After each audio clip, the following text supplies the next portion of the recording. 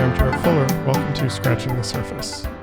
On last week's episode, I had a wonderful and wide-ranging conversation with Michael McCoy, the longtime co-director of Cranbrook's design program. Longtime listeners of the show know I've had a long fascination with that institution and specifically with that design program. I've had many former students on the show and even wrote an essay about it for AIGA's Eye on Design 2 years ago. During the McCoy's tenure, Michael focused largely on the industrial design side of the department, and his wife Katherine led what we now think of as the pioneering graphic design program.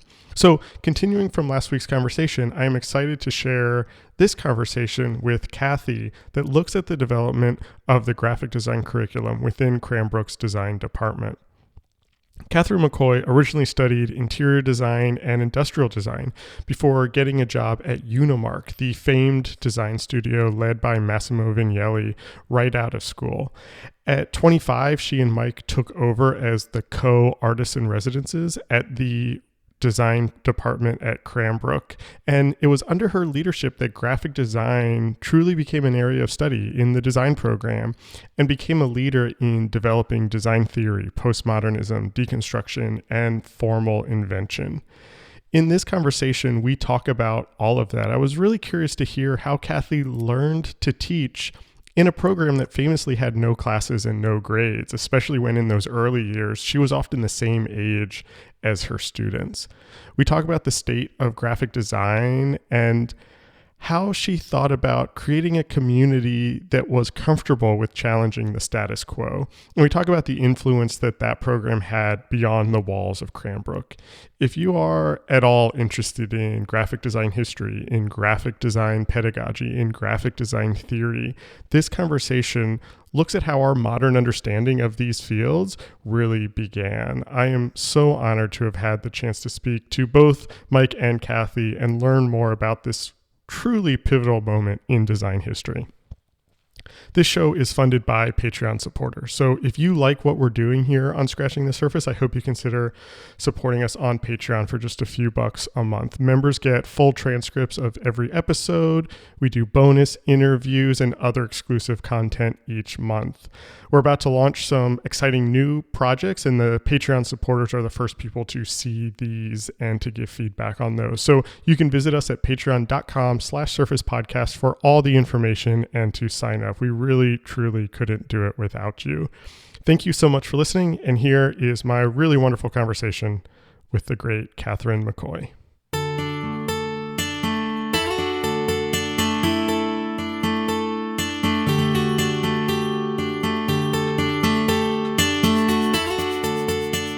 As I was thinking about talking to you, I returned to the book that you and Mike published on your time at Cranbrook Design, the New Discourse.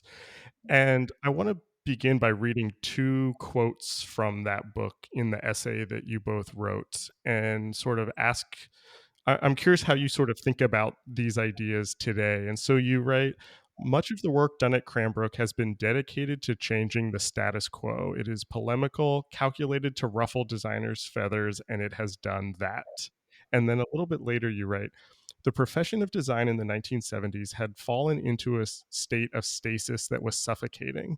The new generation of students, some of them now working in their own successful studios, has challenged the sterility of universal design and is emerging with highly personal interpretations.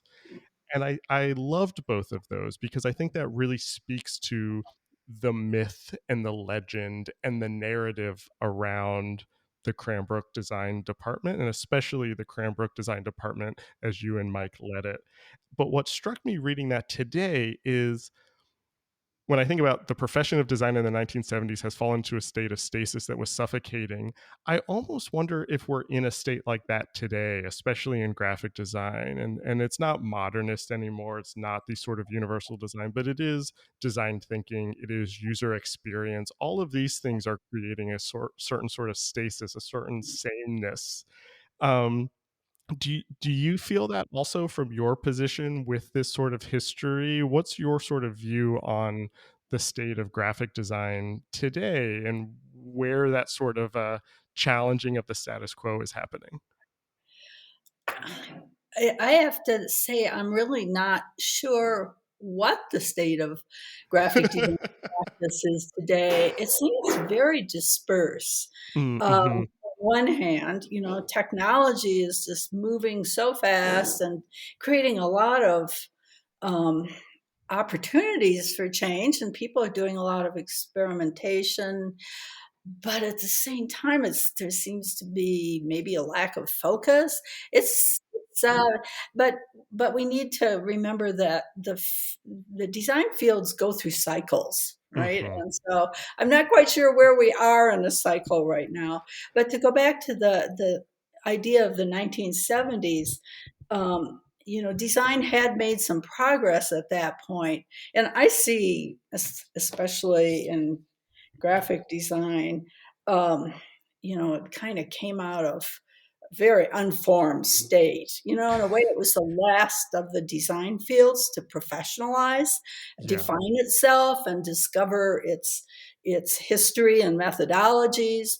And so modernism arrived, Swiss graphic design in particular, in the late 60s and early 70s. So then, it got absorbed into the mainstream practice pretty fast. So by the middle 70s, became very corporate. Right. Corporations discovered that modernism in graphic design worked really well for Right. corporate communication. And it's whereas in the late sort of mid to late 60s at Unimark, we had to fight to use sans serifs, Universe and Right. Helvetica, Right. where by the mid 70s, you had to fight not to use those. Right. Maybe, modernism, the graphic language of modernism became the sort of official corporate style. So that quote was that statement in the essay was sort of about that Yeah. dynamic. And then we went through a cycle of shaking things up, and then pretty soon we saw firms asking for employees that were, competent in that Cranbrook Right. graphic design. Right. Okay, we'll get to that. I want to come back to that, but let's stay in the sort of 60s and 70s for a second. I asked this question to Mike also, and I'm curious about sort of your own design education as somebody who had such a big influence on design, and especially in the context of the 70s, like we were just talking about, and what you were just saying about sort of graphic design's sort of late maturation as a design field, because you were a student right in there, and you began studying interior design and then switched to industrial design and then went on to teach primarily graphic design. Tell me about that early education. How did that shape a lot of the work you would go on to do? Well, as a high school student, gravitating towards design, I kind of became aware that I was not an artist, taking Mhm. art in high school, and that actually, if my high school art teacher had just said, "You're not an artist, you're a designer. Look into design," and pointed me in some direction, that would have saved a lot of time. Yeah. Uh, but I was really drawn, actually, from middle school on, to architecture. But all I knew of architecture were the home magazines, House Beautiful uh, and House and Garden. And I started drawing floor plans in middle mm. and junior high on my notebook pages during class. And We were the same middle school students 50 years apart. I was doing the exact same thing. Interesting. And so, I told the high school counselor that I wanted to be an architect. And you may have read this. I've told people, I've complained about this before. Yes. And this Yes. herringbone jacket guy, that's all I remember of him, told me the girls weren't architects and I should be an interior decorator. And I'm like, oh, okay. But he had no advice of what schools to go to. He certainly didn't say, you should go to Art Center or Pratt, which were the two leading schools at that point. And I just trotted off to the, you know, nearby state university because they listed interior design in the catalog. And it never occurred to me that one school would be better than another. Um, And when I got there, it turned out that interior design actually was only offered as special problems in the art department. The real interior design major was in home ec, and that Mm, was, decorating basically, right. so you could sell furniture in department stores when you graduated.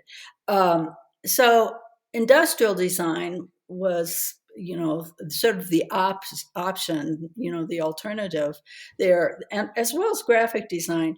But I really didn't, I mean, I hadn't even heard the term graphic design then. And actually, in 1963, when I landed in college, I, that term wasn't used very Right. much. Right. Yale, at Yale, that was probably the only program using that term at that point. Maybe Kansas City Art Institute, Mm-hmm. a few schools. And so, well, okay, I'll go into industrial design. And actually, I'm glad I did, because I think I got a slightly more conceptual uh, framework and foundation in industrial design than I would have in any graphic design program in the country at that point. Mm, Because, George Nelson problem solving, and there mm-hmm. was Henry Dreyfus human factors and rudimentary ergonomics at that point.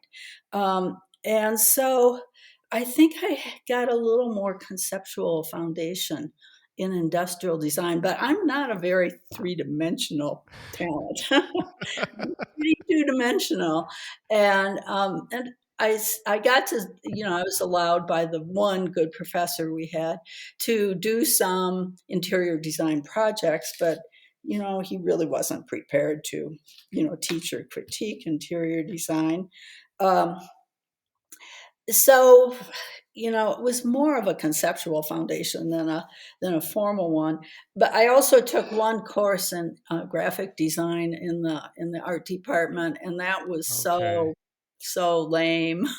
I didn't take any more. Why? But Why was it lame? What did you do in that class? oh, it was Jackson Pollock's brother who was teaching it, and Okay. it was 10 weeks of chancery italic calligraphy. Ah, Um, yeah. and uh, state university programs were in design, as you are probably well aware, were very Mm-hmm. unformed Mm-hmm. through the 50s, 60s.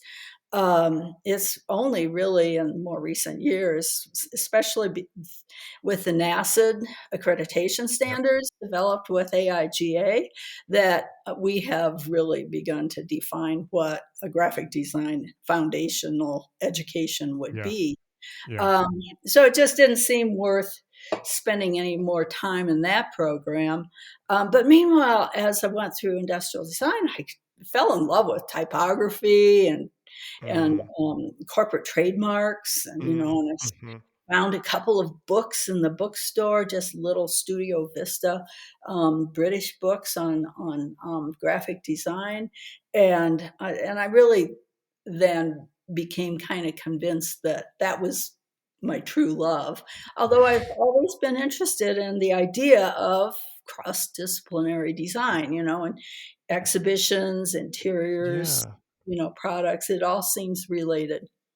Yeah, I mean, and it seems, and that's sort of why I asked that, because it seems like that interest was there from the beginning, and the fact that you sort of you had this interest in architecture, you sort of found yourself in interior design slash decorating, industrial design, while interested in typography. That sort of interdisciplinary, multidisciplinary seems like that was there from the beginning. Was Unimark your first job after you graduated?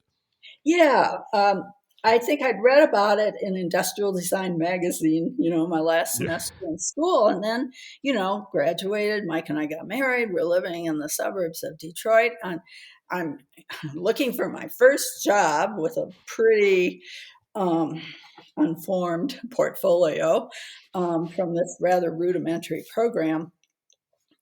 And my friend that was working at a good design firm in Detroit had gone to Pratt, and I was like, oh, I guess I made a mistake in my choice of schools, except I met Mike. Yeah, that And makes it all worth it. really, so I'm looking through the yellow pages for design firms to call up to interview with. And lo and behold, there's Unimark. Mm-hmm. There's an office nearby that had just been opened. And I was like, oh, I've read about this. I called them up and zoomed down there for an interview. And it was perfect timing. We've benefited from fortuitous timing several times I, in our I'm career. getting that. Something, Yeah. yeah, just good fortune. And the design director of this small office of Unimark, and they had offices. The main one was Chicago, and New York with Massimo Vignelli, but they had a Mm-hmm. number of others, and they were opening offices around. Um, the design director of ours had taught at University of Illinois, and thought maybe if he hired a junior designer, he could kind of continue doing some teaching. Uh, And so I, interviewed just as he was looking for a junior designer. And it turned out he was way too busy to ever, do any of that. But I worked with some really great people at Unimark. It was a really close knit group of, some really exceptional designers. did you have the ability to be multidisciplinary there? I mean, it seems like Unimark is like the perfect. I mean, you even said you benefited from sort of fortuitous timing. That seems like the perfect job for somebody who's interested in all these different facets of design. Were you able to actually do that, or sort of how did the Yeah. structure, like, was it structured sort of discipline based, or can you just talk about that a little bit? Yeah, actually, the two designers I worked the most closely with were interior and Mm, exhibition designers and signage. okay. And we did a lot of signage at Unimark, and they also did some major corporate identity offices. Our Detroit office was opened on a massive contract with Ford Motor Company to do Uh, their corporate identity program.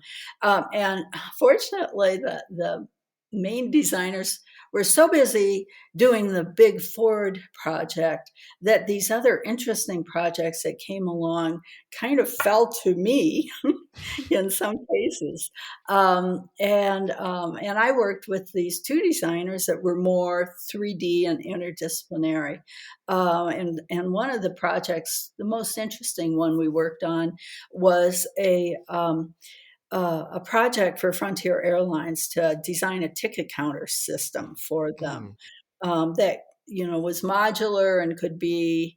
They had um, ticket counters in lots of regional Western airports. This is a different Frontier Airlines, same name but different company, right.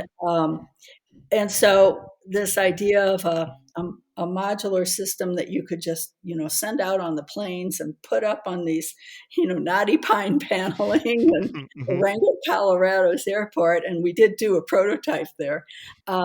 We worked on projects like that together also, and so. Again, they were so busy doing the core of the project. Part of the concept of the system was it was based on a 4-foot module, 4-foot square module, um, to show how we could do promotional posters that would be changed periodically. Uh, And so they fell to me. And hmm. because it was like the least, sort of revenue generating element of the project. Right. And it was actually my first printed pieces Oh were wow. posters for these ticket counter prototypes. And this is kind of a fun thing. I got my first crit on those posters by Massimo Vignelli, who was the head of all graphic design for the Unimark offices, and he would regularly critique Right. um, work done in all the offices. And it was relayed to me by our design director that Massimo's critique was they were too contrived. We're setting the theme for our many years relationship. Yeah, we'll come back to that because I have other questions about that relationship. but, but it was, very exciting. Unimark was a very exciting place to be. And and these designers had great expertise, so I was just Mhm. a sponge. It was like going to graduate school, and I, hovered over their work. Yeah. And two actual Swiss designers, Harry Bowler and Peter Teubner, spent several weeks in our office. They were loaned to us from the Chicago office to work on the Ford corporate identity manuals. And, I really learned the grid system from those guys. And Right. it was, they were very generous. And our office had a bookshelf of the Swiss Bibles, which were Uh, not available in bookstores at that point. Mueller Brockman, Emil Ruder, right. Hermann Hoffman, Karl Gerstner. And I copied every page of those books after hours on the photocopier. And I still have those in binders.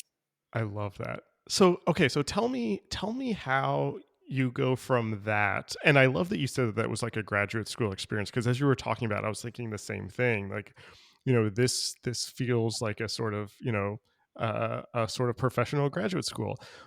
But tell me why at age 25 you think I'm going to start teaching.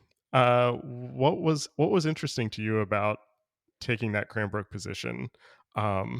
So young in your career. Well, first of all, I was pretty sure that I didn't ever want to teach. Um, Okay. I was a crafts counselor in summer camp during college. And, I really was, I concluded at the end of that, it's like, I don't want to teach this stuff. I want to do it. Yeah. And I want to make it myself. And, I had a very narrow idea of what teaching could be, clearly from that. Mm-hmm. Mm-hmm. And this job at Cranbrook, the position really literally fell into our laps. It was nothing we sought. And we had not ever discussed being teachers at that point.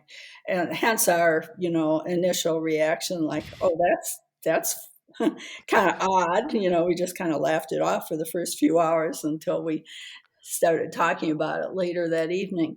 One thing though, it occurs to me, we were at the Aspen conference, and that's 1971. And as I Mm-hmm. recall, that was the conference that was chaired by Richard Farson, the new president of CalArts. And CalArts was brand Ah, new, the first right. president of CalArts. And he presented this idea of an alternative approach to design education. And they had just had their first year of classes, and they had recruited really high level faculty. Um, and we were kind of, we were inspired by this idea that CalArts was sort of projecting of what design education could be. And the ironic thing is that fell apart after a couple of years. Um, and but in a way, the kind of fallout of that was that we had embraced a lot of those ideas when we got to Cranbrook. I mean, what were some of those ideas, or like why was that sort of presentation so transformational for you?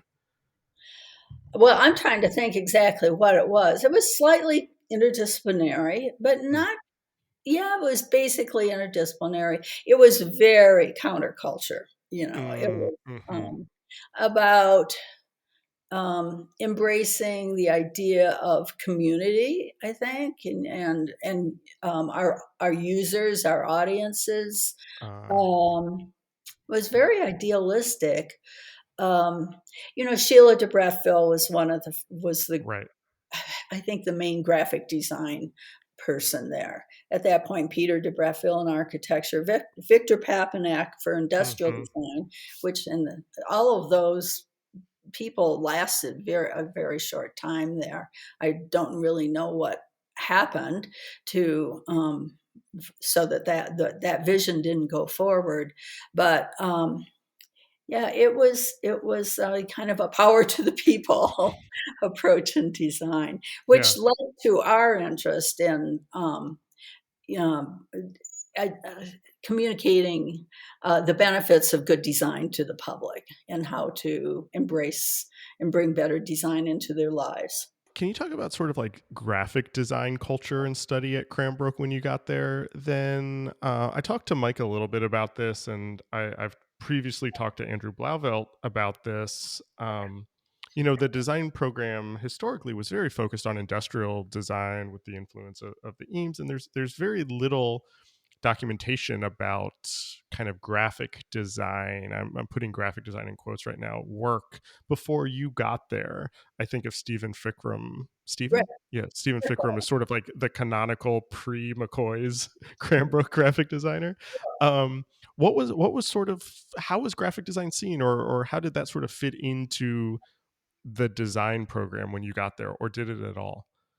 It was very much a afterthought. And really, we had, as far to my knowledge, there are only two graduates pre 1971 in graphic design that then went into the field, and that's Steve Frickholm, and then his good buddy colleague when he was at Cranbrook, John Barry, who Oh yeah. then was spent the first part of his career in architectural signage, a really large architecture firm in Detroit, and then moved to Herman Miller. Um, and so those were, it was just because two students showed up wanting to go into graphic design, why they, added that element to the department. Before we came, the department had kind of devolved into two part-time teachers that were, their salaries were paid by General Motors. That lasted that was maybe a Okay. four-year period. And the the the main teacher, who was supposed to be there maybe 3 days a week, was the head of education and recruiting at General Motors Tech Center for products for cars. Mm. And we actually found a contract or a letter of agreement in the files that he left behind that stated what some percentage of projects, student projects in the design department were supposed to have four wheels on them, Oh wow. and that GM was looking to Cranbrook as an alternative source of new designers to Art Center. I mean, it explicitly stated that. Wow. So they were largely funding the department in those That's years. interesting. And the head of architectural signage and corporate identity at the Tech Center, Homer Mitchell, I believe was his name, um, spent one evening a week in the design department. So that was the teaching that Steve Frickholm and John Barry got in grad school. And then, so was it important for you to sort of build out this graphic design side of the design program? I mean, I think the narrative is, and I'm maybe asking you to correct this or elaborate on it, is that you and Mike together ran to the department, and he sort of focused on industrial design, you focused on graphic design, but there was a lot of conversation and sort of moving between both sides of those. How did you sort of develop a graphic design was part of this program, or how did you kind of think about that? Well, I think the vice president that asked us to interview and made the decision to offer us the position, her vision of the department was that it should be truly interdisciplinary, and it Mm, should include graphic design and product design and other areas, exhibitions and right. interiors too, if possible. So it had something. I think we got some mandate from her. But, of course, Mike's and my interests were very much, split between graphic design or communications design and three-dimensional design. Um, so it was kind of a natural thing to Hmm. build a graphic design program. And in fact, because we were hired during the summer, that first incoming group of new students had already been admitted, Right. and Oh, at least half of them were, were coming for graphic design. So it was a natural okay. thing. Okay. Yeah. And I can say that a lot of the interdisciplinary nature of the communications between students, the sharing of resources, readings, Hmm. theories, um, had to do with proximity. We mixed them up in the studio. You know, Uh, so you had an industrial designer sitting next adjacent to a graphic designer and looking at each other's books and watching mhm. each other's work. So a lot of the actual cross fertilization happened just through proximity. I have a perhaps weird question. I'm really interested. This the fact that you're in your mid-20s. You did not want to teach. You thought you didn't want to teach. Um, you are now co-running a department in a school that famously has no classes and no grades and no Right, assignments. right. Um, Tell me about those first couple of years. Like, how did you figure out what to do, or like what your role was in Yeah, that system when you're still even like figuring out what graphic design is in some ways? How'd for you Can you sure, talk about that a little bit? for sure. First of all, I want. There's a point I'd like to make about the fact that we had gone to a fairly rudimentary design program. We had one really good faculty person. There Mm, was hardly a curriculum. It was just, you took a studio course every semester. mhm. Um, and as a result, we had to invent teaching for ourselves. And I've observed through the years that a lot of teachers, a lot of faculty that had really solid and rigorous undergraduate educations in design tend to teach as they were taught. And it's sometimes they actually just use the same projects that they Yeah. had students. And so I think, in a way, although it would seem as a liability that our undergraduate experience wasn't so hot, actually it was a catalyst to inventing teaching for ourselves. And so, yeah, so when we began, our experience with design was mostly professional practice. Mhm. And so the first year or two, maybe we were just teaching in a very pragmatic way. And for me, of course, it was based on my conviction of modernist graphic Right. design, Right. Swiss modernism, and a functionalist ethic. But after a year or so, between the students and my work too, we kind of had that down. Yeah. you know, Yeah. with, that we explored the grid system and we're very good at it, and we had a good rational, logical functionalist approach. But being in an art school, there's this um, mandate for exploration, innovation, Mhm. moving forward. So, it was kind of in the atmosphere for one thing, but just personally too. It's like, well, what more is there? There must be more. Where can Yeah. we go from here? And so, in the projects and I assigned more projects in graphic design, especially early on, than Mike Okay. did. And, the project cycle in 3D is longer. And it's just more complex, to design a chair or, a product than it is to design a poster. And Mhm. so in those first years, sort of invented a whole range of projects that kind of, became the core of my teaching. And each one was sort of focused on maybe developing a little different area of expertise in Mm. both form and method. Um, and one of the things I love about teaching, and Mike already mentioned this, the teacher learns the Right. most, for Right. sure. Right. And another thing I love is the opportunity for iteration. So I would, assign a new project one year, and then the next year it's like, well, okay, I got that. I got the results last year from that laboratory experiment in that project, and here are some opportunities to take it in a little different direction, or push it a little further, Yeah. and or add another layer of challenge to it. And so I love that about teaching. Yeah. That's Yeah, you me can, too. I mean, that's why I teach too. I completely get that.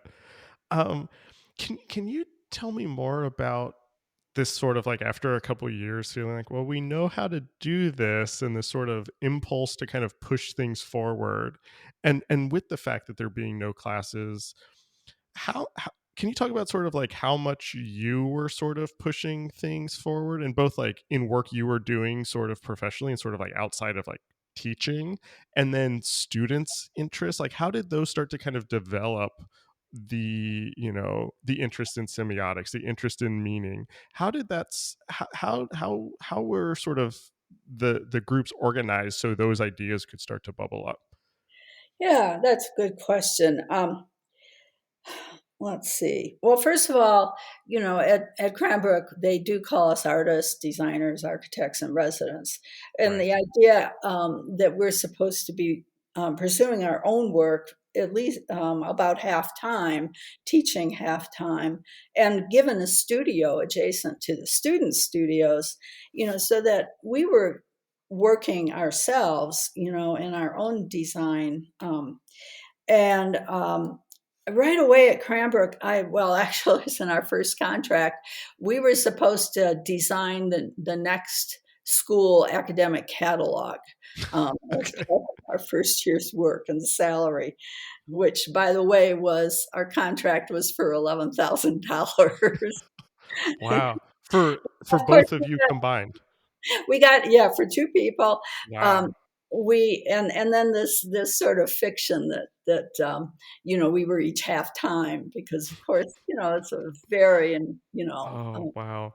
enveloping experience, so we were each working at full tilt.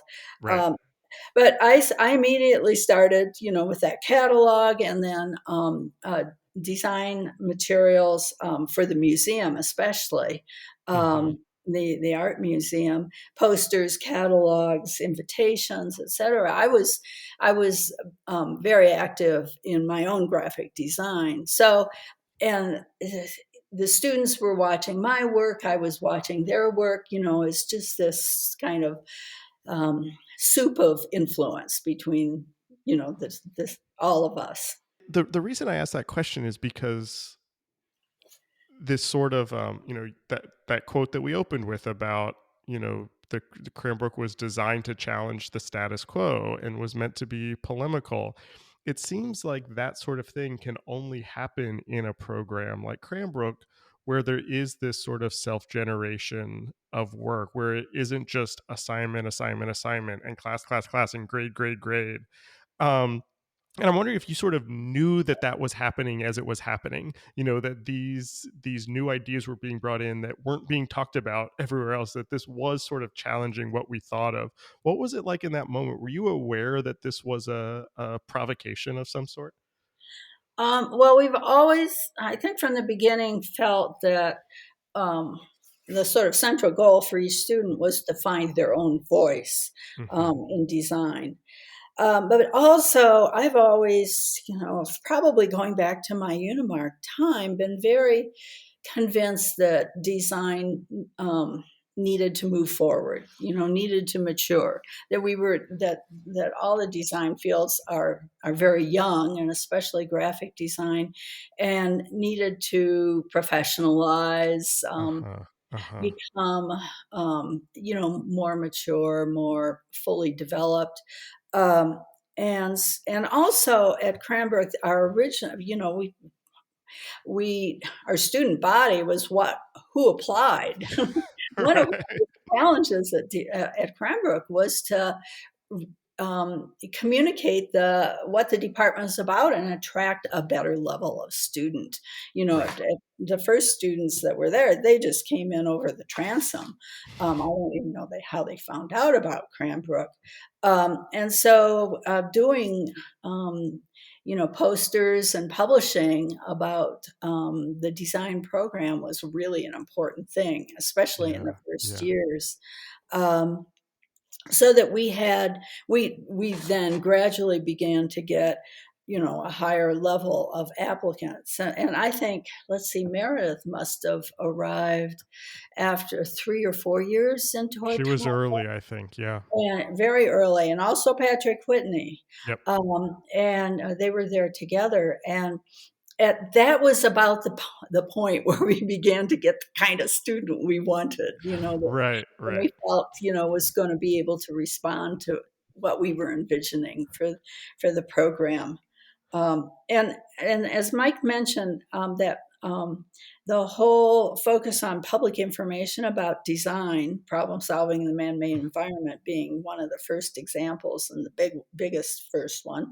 Um, that idea of public information became a real important focus for us, and in a way that fit with the modernist period still, because it was information design. Right, right. I mean, what I'm curious about, I guess, or what you said in there that was really interesting to me is this desire to advance the profession, advance graphic design professionally, to professionalize, and then there's also interest in students sort of developing their own voices, their own critical practices. And I think at a surface level, it would be very easy to see those two things as in conflict with each other. Um, and this goes back to sort of that sort of thing you said earlier about being inside of an art school, and this sort of idea of responding to prompts versus, and Mike and I talked about this too, responding to prompts versus sort of self generation. How do you see those as in service of each other, as sort of developing voice and point of view and individuality and professionalizing at large? Yeah, it's interesting. I mean, there was, uh, I guess maybe that kind of touches on the sort of emerging little, not exactly a conflict, but a divergence away from modernism, Hmm. which, was supposed to, your forms were supposed to be functional, minimal, neutral, universal, where, and particularly being in an art school, and then also, working closely with Danielle Leveskin, this Hmm. idea of critical design, your personal voice, your own vision. That was seen to be in conflict with a modernist, Yeah, view right. of design. But and in a way, that's sort of where Massimo Vignoli was. Someone told us said at a conference that Cranbrook was the most dangerous design school in America. I was gonna bring that up. That was the next thing I was gonna say. And so, a good modernist sort of felt like we were ruining design. Yeah. But to me, it's an enrichment of design. It's a skilled designer, a mature designer knows how to balance, Mhm. functionalism and solving real problems with, at the same time, their own critical vision, their own maybe eccentric vision. Yeah. It's an enrichment. It's not a conflict. Maybe working with graduate students, it was a little bit different, but did you have thoughts on sort of students developing these sort of like, you know, personal voices, critical practices with the balance of also thinking about what would happen after and jobs and, saying, sort of the disciplinary definitions of this. And the reason I ask you that is, as you were saying that, I was thinking about, I interviewed Elliot Earls, your like kind of second successor, I guess, Mhm. and former student, and he told me this really beautiful story about how he was doing these like performance pieces and the students were not really getting it, and that you sat with him and said like, if this is what you want to do, like do it like this, like this counts too. How did you sort of like think about that? This, I don't mean to single out that example specifically, but that kind of thing, which does not seem like something that would be seen in a graphic design portfolio, encouraging that while also thinking about defining graphic design. Well, first of all, I have to say, we're at the beginning. I started out teaching thinking I knew what design was, right? It's, that Unimark vision of modernism. Um, Form follows function, minimalist form, etc. And I went from there to becoming more and more permissive, Mm, mhm. laissez-faire. Um, but that's I'm just kind of overstating the case there. But I've through the years, it's I kind of learned to be more, I think, open, and Yeah. to, Yeah. students, sometimes very kind of accidental impulses even, but, to new possibilities. And I've become more of a coach than a Mm, teacher, mhm, mhm. especially because we were getting more and more mature and more talented students as the years went by. It seemed like it took less and less, kind of fewer rules, and Right. to, we wanted to catalyze their work rather than direct it. But one thing I would like to mention is that, from the beginning, I had, a conviction that there were not enough books in design. We didn't have enough written about design.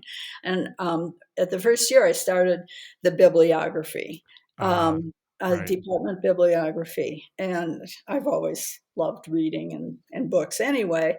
We had a wonderful librarian at that point, who was very concerned that no one had ordered any books in design for years. But Mm, but the library had an incredible collection from the 30s, 40s, and 50s.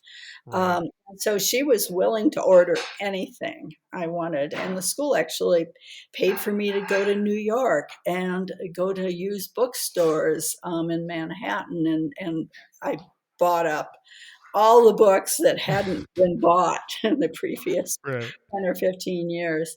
Um, and and every year I updated the bibliography, and first that was in the package of materials we gave to the students every Got it. fall, first thing. Yeah. Um, and I initiated the reading project, to sort of, at first, just to get them reading, but then after that it became just part of the program. Um, I asked each student to every semester to, at the end of the semester, to write a paper, sort of a book review of 3 books Mm, that they mm, had read during the semester. Pick the 3 that were most influential or maybe related to each other, and write something about this. Um, and we made that available to everybody. We copied them right. and Right. throughout the department. And then also, as part of that end of the semester review, to bring 3 um, note cards with, each one a vocabulary term, that Ah, they had encountered during the semester. Either a new word or a new definition of a term, that was kind of indicative of some of the ideas that they were encountering that interesting. semester. And then I compiled that into this ongoing vocabulary list. And that started from, a young woman, Japanese student we had. Um, she was an interior design student. Um, Mm. she started in the fall keeping her own vocabulary list, because even though she spoke pretty good, Oh, textbook English, she was finding that there are all these right. specialized Right. uses of words that had design meanings that were different than what you found in the dictionary. Oh, that's a And great idea. yeah, and it occurred to me, well, of course, the way we use words is very indicative of what we're thinking. So that was, at first, I felt like we needed to catalyze reading and writing. Yeah. But then there was a turning point, very much so. And that was, in the early to mid 80s. This Jeff was my Kennedy next was part question. of Yeah. that. Where at the in the late 70s, we got very good at form at Cranbrook, and it was labeled postmodernist, new wave, whatever, and then a couple of classes of students, graphic design students, got really kind of itchy or antsy to find theory. Right. What explains all this? And at first, it was kind of random, and we had been reading design history for a while by this point. That was another Mhm. thing in the mid 70s. Maybe that's where students really started reading, was reading design Oh, history. interesting. Yeah.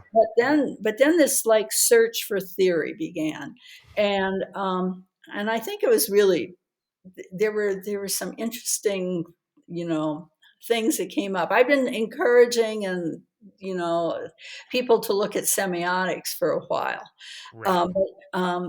but then in I think it was really Jeff Keaty's class where they really discovered literary criticism Yeah. and deconstruction um, and post-structuralism as really a fertile area for exploration for understanding communications, Mhm. and then that just took off. How did that change the program? Because I think, like, in many ways, that is the legacy of your tenure there. Is this sort of encouraging, this introduction, and this fostering of theory, semiotics, literary criticism, structuralism, etc., and that didn't just blow up at Cranbrook, but that blew up in a lot of places. Emigre was doing stuff with it.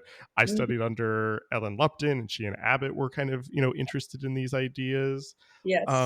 How did that sort of change what you were doing in the program? Did people start coming to the program because of these ideas? Can you just talk a little bit about sort of the aftermath of that?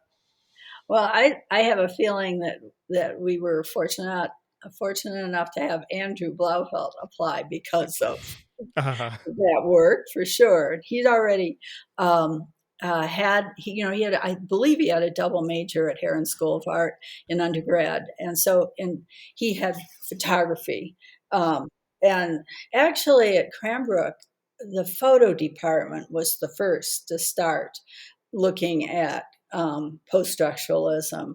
And I remember Roland Barth's name came up, and they had some really um, important visiting lecturers. This sort of blew up not just at Cranbrook, but in design at large. And I mean, Yes, this then started, these the legibility war, like all of this stuff sort of that's comes out right. of these That's theory right. readings.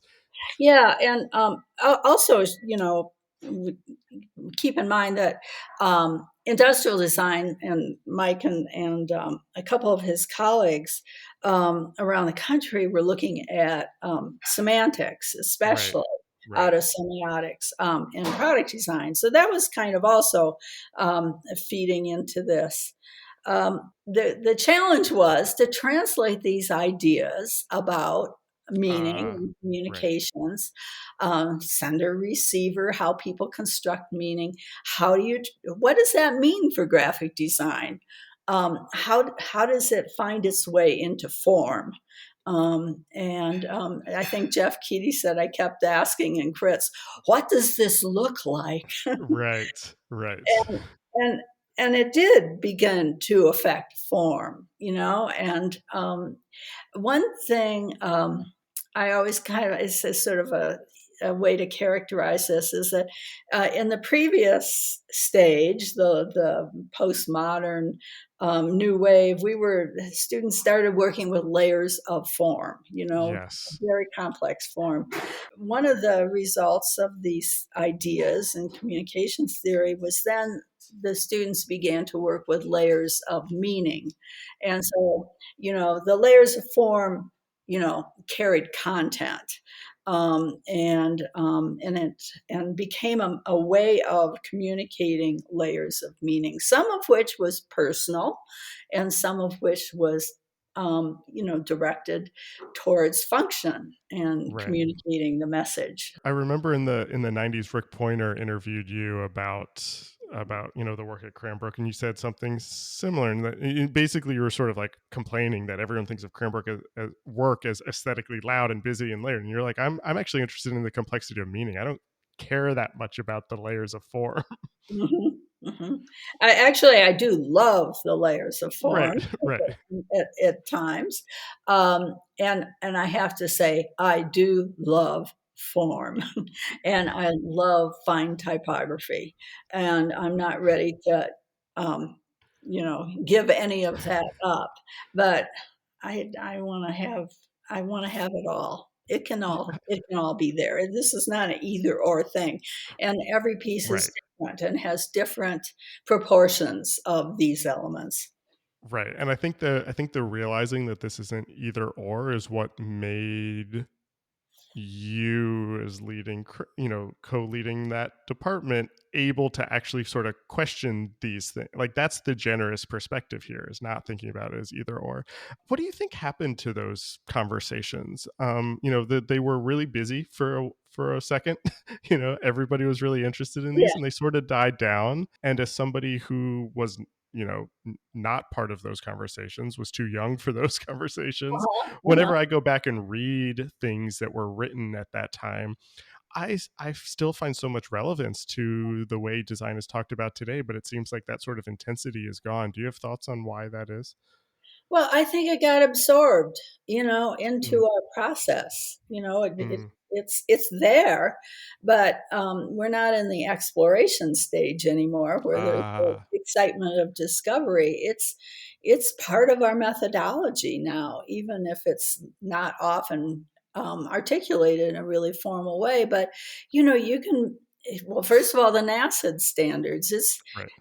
It's incorporated into undergraduate curricular standards, and even less um, theoretical or sophisticated graphic design faculty, I think, are integrating some of these ideas, semiotics and post-structuralism, especially into their teaching. Maybe they're not even aware of it, but it's part of the culture now. I don't know if you heard me tell Mike this. I reached out to a bunch of your former students Yeah, to ask them what questions they want to hear you talk that's about, kind of and this sneaky. relates to something that Mr. Keedy asked, and then Martin Vanesky asked a very similar question. Um, Keedy basically says when you started designing, it was kind of commercial artists that then grew into graphic design and branched into cultural and social practice to a point that design thinking has become cliche. Did you imagine that design would become so ubiquitous? And then Martin asked a similar question about sort of your perspective on how design has changed since then, like sort of the evolution of design. What do you what's your perspective on that? Well, it definitely design and design thinking have certainly been um, kind of become a buzzword, become seen as some sort of like a desirable value, and at the same time devalued in its kind of um, Right. overuse or naive use in times. But I think that design has matured a lot. I mean, certainly since I started, as a designer, and we moved through the '70s. Design really did mature a lot in the '70s and '80s. Industrial designers, especially, used to just always lament, we need, you know, to have business understand the value of design. Our Right. clients have to understand. I think we've kind of gotten past that point. Now Yes, I people agree. pretty much understand you have to have it. And of course, and then there are these two sort of, in a way, opposing directions that have happened. On one hand, everyone's a designer. All you need is the software, right? Right. Um, and everybody has their favorite font, and Mhm. that kind of thing. Um, but on the other hand, design process and the technology has become incredibly more complex. Right. And, so it takes a higher level of design practice to solve, to complete a project. And in many cases, we have sound and motion and interactivity added to it. The media possibilities are constantly expanding. So research and theory is much more crucial these days to completing a project successfully. So on one Right. hand, it takes more expertise. On one hand, we have also, it takes less expertise, and all you need is software. Andrew Blauvelt had a very good question that I don't know how to work into the flow of this conversation, so I'm just going to ask it to you now. He says, a lesser known Cranbrook story is the connections to the Netherlands in the 1980s. This connection Mhm. was the first contact with contemporary Dutch design in the United States that affected both graphic and product design. And he was curious to hear you talk more about those connections and the influence of sort of Dutch design and the Netherlands. Well, we started going to the Netherlands. Let's see. Well, we had a sabbatical there in 82, 83. I think about 1980, we had our first trip there because Mike mentioned a client and big supporter of the design program was the vice president of design at Herman Miller, Bob Right. Blake. And at that point, he had left Herman Miller and became the equivalent of the vice president of design for Philips, which at that point was Mm-hmm. a huge electronics company based in the Netherlands. And so when we had a sabbatical, he offered us a design residency in their huge corporate design studios. And with no obligation to do anything for Phillips, just to be there as, catalysts, give some presentations, some critiques, but we were free to come and go. And so I, you know, the first trip to Holland, I realized, wow, there is some amazing graphic design going on here that is somewhat related to what we're doing in Uh, the late 70s, circa 1980, new wave, postmodernism, but it's different. And so I took that time while we spent a winter in Holland to zoom around this little country. You can go from city to city in half an hour and visit every interesting designer, and there were many. See their work, collect their work, um, and try to understand where this was coming from. And the thing that was so amazing is that they had some of the older designers knew, the original modernists in the early right. 20th century in Holland, P.H. Svart, that Right. they were,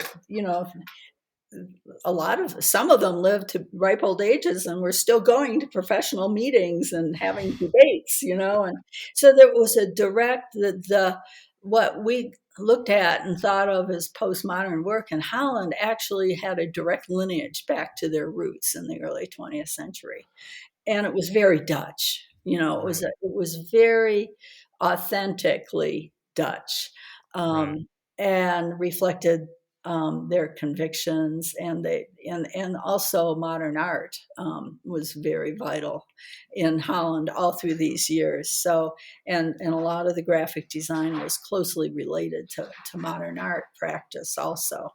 So, whereas in the U.S., you know, I don't know. Sometimes it seemed like we were just kind of ODing on this, formal banquet of form, um, or buffet of form. The Dutch seemed to be more grounded, and their practice Uh, was coming more out of a cultural tradition. So I wrote an article for ID Magazine on Dutch graphic design. right. And I I actually still in my storeroom have an amazing collection of Uh, Dutch graphic design. Means they were very generous. Every one of them, when I visit, would pull out all these yeah, that's amazing great. posters, and I'd go home with them. And we had a traveling exhibition. Our AIGA chapter, I think it went to, I don't know, more than 10 AIGA chapters around the country of Dutch graphic design. And so it was, I think they just served as a useful role model for us. Mm-hmm. Mm-hmm. Yeah, that's so interesting. I remember I had forgotten about that ID piece, which I had found a long time ago. And then I always think of Michael Rock wrote that article in the 90s, also called Mad Dutch Disease, where he talks to you in it, I think, about some of that. But that's really the only sort of widely available information about sort of your connection to that. So it was nice to hear that story a little bit. I'm interested in what you're thinking about now. What's we started this conversation talking about how design, you sort of feel like you're not sure what it is anymore, kind of what's going on. What's on your mind, or what's interesting to you right now? Well, the kind of ironic thing is after years of breaking all these rules of modernism and information design, since 2003, when we completed our time at IIT and became full-time residents of